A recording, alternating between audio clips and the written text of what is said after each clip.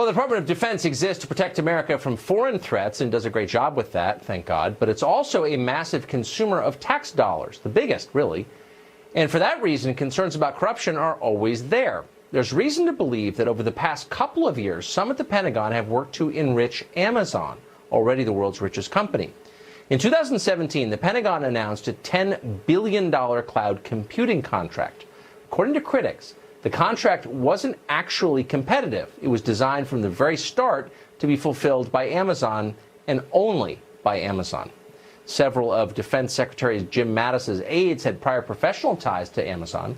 A key official working on the Pentagon's cloud computing program was carrying out secret job negotiations with Amazon even as he worked on the Pentagon's program. And we can report exclusively tonight on this program that in March 2017, before the cloud computing contract was announced, Secretary Mattis had a secret dinner in London with Amazon's top cloud sales executive, Teresa Carlson. We spoke to Congressman Mark Meadows about the Amazon deal recently. We should say that this contract is not yet in place, I don't believe, with Amazon. That's but correct. I think it's the largest government contract of its kind ever. Well, it is. So I mean, when it's you're worth looking finding out.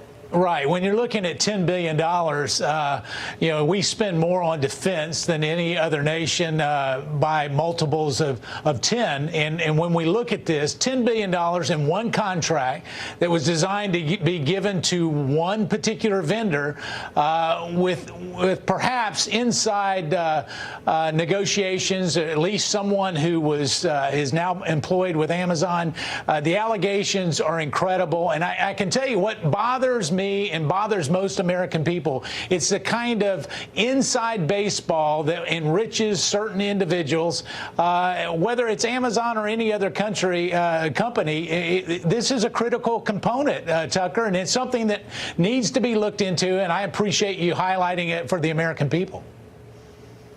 So a detail that bothered me, and I think, correct me if I'm getting this wrong, Secretary Mattis met with this Amazon official, but then the Pentagon tried to keep that meeting secret, as if it were some national security secret, which of course it's not. Why wouldn't they be open about that?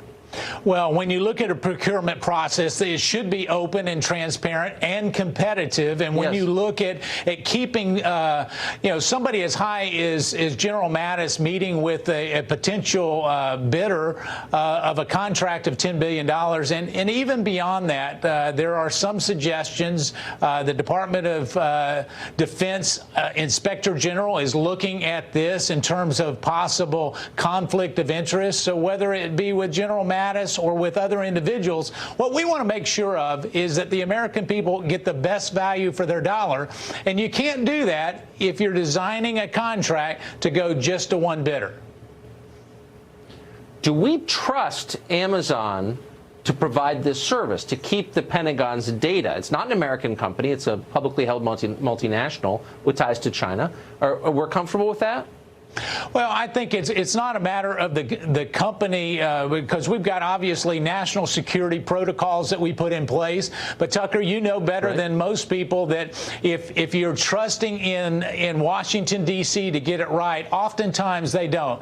You mentioned at the top of this hour, what you have is basically a Department of Defense that does a great job of defending our national interest, and yet it is so bloated across the Potomac here that we've got hundreds of thousands of people that candidly are not necessarily investing the American taxpayers' dollar in the most wise and efficient way. Yeah, a $10 billion non-competitive contract. That rings a few bells, I would say. Congressman, thanks very much for staying on this. We appreciate it. Thank you, Tucker.